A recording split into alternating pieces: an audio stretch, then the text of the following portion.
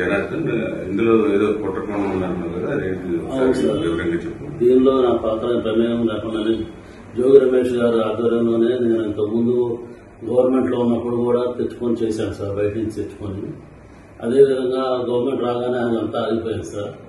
మళ్ళీ మొన్న TDP government రాగానే అవన్నీ ఆగిపోయింది సార్. ఏం చేయడం లేకుండా బాగా స్ట్రిక్ట్ అయిపోయేటప్పటికి ఇక నేను కూడా ఆగిపోయాను సార్ మొత్తం. ఆ తర్వాత మన ఏప్రిల్లో 2025 ఆ టైంలో మళ్ళీ జోగి రమేష్ గారిని కాంటాక్ట్ చేసి మాట్లాడదాం రమ్మంటే నేను వాళ్ళ తమ్ముడు ద్వారా మాట్లాడాను సార్. టీడీపీ గవర్నమెంట్ మీద ఏదో రకంగా మనం బదులు చల్లాలి, వాళ్ళకి యాడ్ చేయాలి, మనకి అప్పుడు మైలేజ్ ఎక్కువ ఉంటుంది అని నువ్వు ఇంతకుముందు చేసేవాడు కదా, చేశారు కదా, వాళ్ళందరినీ మళ్ళీ పిలిచి జైల్లో పెట్టాను సార్. నేను ఇబ్రాహీంపట్నం అనుకున్నా సార్. తర్వాత నేను మా క్లాస్మేట్ జయచంద్ర రెడ్డి తమ్ముడిపల్లి అని తెలిసేటప్పటికి చిత్తూరు జిల్లా, ఉమ్మడి చిత్తూరు జిల్లా వచ్చింది కాబట్టి ముందు అక్కడ ప్లాన్ చేద్దాం, చంద్రబాబు గారిని బ్యాన్ చేయడానికి అక్కడ చేద్దాము. ఇప్పుడు నేను అక్కడ వైన్ షాప్లో వాళ్ళకి వచ్చినాయి, వాళ్ళు చేసుకోలేకపోతే నేను తీసుకుంటున్నానని చెప్పి జోగి రమేష్ గారు చెప్పాను సార్. అయితే అక్కడే ప్లాన్ చేయాలని చెప్పారు. నేను అక్కడ లోపల అతను ఉన్న పాలక సిద్ధాన్ని అతను పట్టుకొని అవన్నీ రూమ్ అద్దెకి తీసుకొని వేరే వాళ్ళ పేరు మీద అక్కడ సెటప్ అంతా చేశాను సార్. చేసిన తర్వాత ఎవరైతే ఉన్నారో వాళ్ళకి తెప్పించి అన్ని రెడీ చేయించు, మందు తయారు చేయడానికి కావాల్సిన స్పిరిట్, లేబుల్, క్యాపులు అన్నీ, దాన్ని కలిపేదానికి కావాల్సిన కెమికల్స్ అన్నీ తెప్పించి బాలాజీ ద్వారా చేశాను సార్.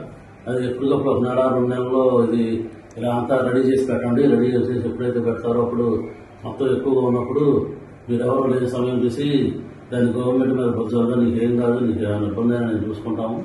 నేను బాగా ఆర్థిక ఇబ్బందుల్లో ఉన్నానండి. ఆ ఆర్థిక ఇబ్బందులన్నీ నుంచి తీసేసి మీ ఫ్రెండ్ అక్కడ ఎట్టవో ఆఫ్రికాలో డిస్టరీస్ ఉన్నాయి కదా, అక్కడికి వెళ్ళిపో, నీకు దానికి కావాల్సిన అమౌంట్ 3 కోట్లుగా మేము సర్దుతాము, నువ్వు అది ఇవన్నీ ఏం చెప్పకుండా మామూలుగా ఏం తిరిగినట్టుగా ఉండు, నువ్వు అక్కడికి వెళ్ళి అన్నీ రెడీ చేస్తూ ఉండే ఎవరికి అనుమానం రాకుండా అని చెప్పారు సార్. అదేవిధంగా తిరుగుతూ ఉంటుంది.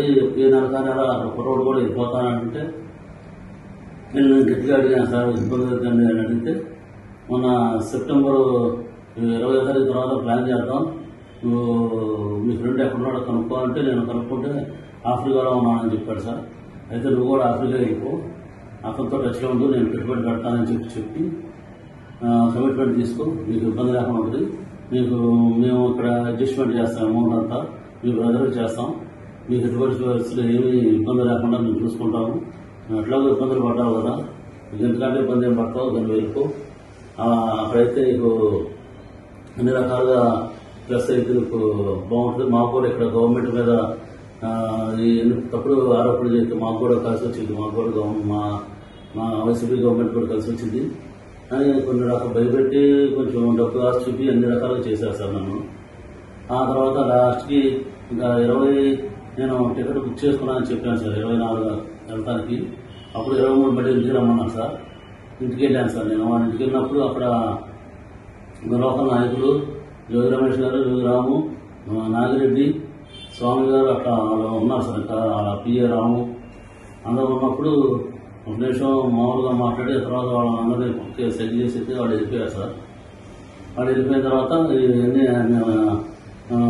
డిపార్ట్మెంట్ ద్వారా మన సురేష్ ద్వారా ఏలూరు జిల్లా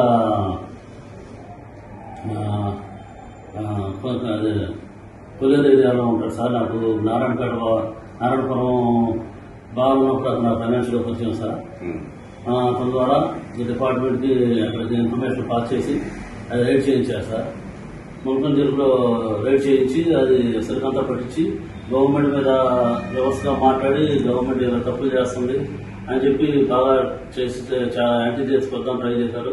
కానీ చంద్రబాబు గారు పార్టీ నాయకులను సస్పెండ్ చేసేటప్పటికి అంత ఎక్కువ హైలైట్ అవ్వలేదు జనార్దన్ అని చెప్పి మళ్ళీ నాకు కాల్ చేసి మీ దాని మీద కూడా చూపించేద్దాం, నువ్వు అక్కడ బాధ్యత పెట్టే సరుకులు ఇక్కడ తెచ్చిపెట్టేసి గొడవలో పెట్టు, అది మీ తమ్ముడు ద్వారా డిపార్ట్మెంట్ వాళ్ళకి తెలిసి నేను సురేష్ మా ద్వారా సాక్షి టీవీను వాళ్ళందరినీ తీసుకొని వస్తాను, నాయకులందరినీ తీసుకొని వస్తానని చెప్పి అలర్ట్ చేసి నాకు అక్కడ ముందు రోజే అన్ని అక్కడ తెప్పించి పెట్టించారు సార్. వాళ్ళ మనుషుల ద్వారా ఆవిడ తెప్పించి పెట్టించారు సార్. అదేవిధంగా ఇన్ఫర్మేషన్ లీక్ చేయించి తమ్ముడు ద్వారాను మీడియా సాక్షి మీడియా ద్వారా వాళ్ళ మనుషులు సురేష్ ఏలూరు ఆయన ద్వారా ఇట్లా డిపార్ట్మెంట్ అన్నిటికీ చేసి అది పెట్టించారు సార్. మా గోడంలో పెట్టిన లెక్కలు పెట్టించారు సార్. పక్కన గోడంలో బాగా ఎదురుగా ఉన్న గోడంలో. అంతతో అది పోకుండా మళ్ళీ అక్కడ ముందు రోజే అక్కడ ఎన్ని బాగా చేస్తున్నట్టుగా ఖాళీ క్యాన్లు కూడా తెప్పించి పెట్టించారు సార్. ఖాళీ ఎంటీ క్యాన్లు పెట్టారు సార్. ఎంటీ క్యాన్లు పెట్టించేసి ఇదంతా బాగా జరిగిపోతుంది, ఇక అన్ని రాష్ట్రంలో అన్ని ఏరియాలో ఇలాగే చేస్తున్నారు అని చెప్పి అని బాగా బాగా హైలైట్ చేశారు సార్. ఈ గవర్నమెంట్ కి చాలా బ్యాడ్ నేమ్ వచ్చింది, బాగా జరిగింది, చూసుకుంటా నువ్వు రావసలేదని చెప్పారు సార్ నాకు. ఆ చెప్పిన రోజు నుంచి నాకు ఈ రోజు వరకు కూడా నాకు యాంటిసిపేట్ వేరే అన్నారు, సంపం కూడా అక్కడ తీసుకోలేదు సార్. దీంతో పాటు మా తమ్ముడిని కూడా అరెస్ట్ చేసి మా తమ్ముడికి చేస్తున్నట్టు కూడా ఇన్ఫర్మేషన్ ఏం లేదు సార్, కలుస్తారని కూడా. ఆ లాయర్ గారి ద్వారా కూడా నాకు ఏం జరిగిందని నాకు నమ్మకం లేదు సార్. నాకు ఇవన్నీ అవ్వదని చెప్పేసి నేనే వచ్చి డిపార్ట్మెంట్ సహకరించి గవర్నమెంట్ మీద నా మీద జరిగింది, నేను వల్ల ఇబ్బంది పడింది అన్ని చెప్పేసి ఇక డిపార్ట్మెంట్ గారు సహకరిద్దామని చెప్పి నేను వచ్చేసాను సార్. ఇదంతా మేము నమ్మదగ్గగా మేమెందుకు నమ్మాలి? ఇది మీరు ముందు మీ ఫ్రెండ్నే కదా మీ ఆయన జయచంద్ర రెడ్డి, ఆయన అసలు ఈ ఇష్యూలో ఇరికించలేదు సార్. ఆయన ఏం చేశాడంటే పెద్దిరెడ్డి గారు రామచంద్రెడ్డి గారు పక్క కాన్స్టిట్యూన్సీ, ద్వారకా రెడ్డి ఆ కాన్స్టిట్యూన్సీ, మిగిలిరెడ్డి ఆయనే చూసుకుంటాడు మొత్తం. మీ ఫ్రెండ్కి మళ్ళీ గెలవడం, మీ ఫ్రెండ్కి రాదు సీటు, మొత్తం మా ఆర్డర్లోనే ఉంటుంది, మీ ఫ్రెండ్కి ఏం కాదు, పోయినా ఎట్లాగో ఓడిపోయినట్టే కదా, ఇక మళ్ళీ సీట్ రాదు, గెలవడు మీ ఫ్రెండ్ ఎట్లాగో ఆఫ్రికాలో వ్యాపారాలు చూసుకుంటాడు, మీరు కూడా అక్కడికి వెళ్ళిపోయి చూసుకొని మీరు ఇట్లా వచ్చానని చెప్పకుండా మీ ముందే మాట్లాడుకుంటున్నారు కాబట్టి మీకు ఇబ్బంది ఉండదు అలా చెప్పి నమ్మించి చెప్పారు సార్. నాకు ఇక డబ్బులు ఎప్పుడైతే నాకు బాగా ఇబ్బంది, ఆర్థిక ఇబ్బందులు ఉండడం వల్ల బాగా పబ్లిక్ ప్రెజర్ చేయడం, రిలయన్స్ వాళ్ళు, శ్రీరామ్ వాళ్ళు బాగా ప్రెజర్ చేయడం వల్ల నేను ఉండే అన్ని ఆప్షన్కి వచ్చేసింది సార్. నేను ఉండే ఇల్లు కానీ ఉండే బార్ ప్రిమిసెస్ కానీ ఆప్షన్కి వచ్చేసింది సార్. ఇక నాకు తట్టుకోలేక ఆయన చెప్పింది వినేసి ఆయన ఆశ్చర్యించిన 3 కోట్లు నాకు ఇస్తారనుకున్నాను, ఎప్పుడైనా తీరుతారనుకోని నేను ఓకే అన్నా సార్, చేసేదానికి ఓకే అన్నా సార్. మరి ఈయన ఎన్నాళ్ళుగా పరిచయం మీకు? ఈయన నాకు చిన్నప్పుడు పరిచయం సార్, జోగి రమేష్ గారు. నాకు నేను చిన్నప్పటి నుంచి నాకు జయచంద్ర రెడ్డి చదువుకున్నప్పుడు సార్ మాకు ఇంజనీరింగ్ విద్యానగర్ ఎంబీకేఎస్ గూడూరు దగ్గర దానిలో ఎంబీకేఎస్ చదువుకున్నప్పుడు పరిచయం సార్. మళ్ళీ ఎలక్షన్ టైంలోనే మేము వెళ్ళాం సార్ ఆయన దగ్గరికి. ఆ టైంలో మా క్లాస్మేట్స్ అందరం వెళ్ళి కలిసి అక్కడ క్యాంపెయిన్ దగ్గర వెళ్ళి పార్టిసిపేట్ చేసాం సార్.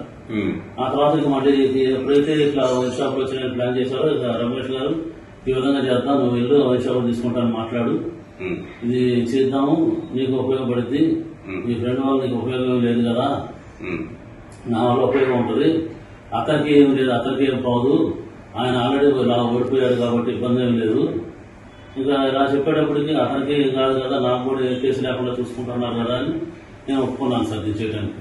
ఎప్పుడైతే ఈ డేటా చేశారో ఇక నేను ఎవరిని నమ్మదలుచుకోలేదు సార్.